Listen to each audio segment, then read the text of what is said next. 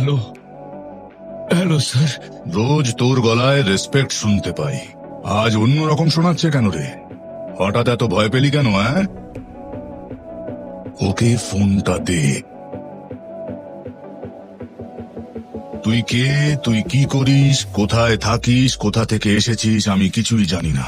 স্টিফেনের সাথে বোধহয় তোর কোনো ব্যক্তিগত ঝামেলা আছে। ও আমার পোষা, তাই ওকে দিয়ে আমি আমার কাজ করাই, কিন্তু আসলে এই রাজ্যেরও একটা মোস্ট ওয়ান্টেড ক্রিমিনাল।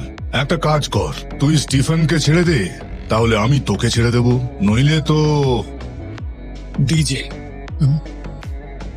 আমার নারী নক্ষত্র জানতে চাইছিলি না? ডিজে। আরে ও তো আদমকে মারতে গেছিল, ডিজেকে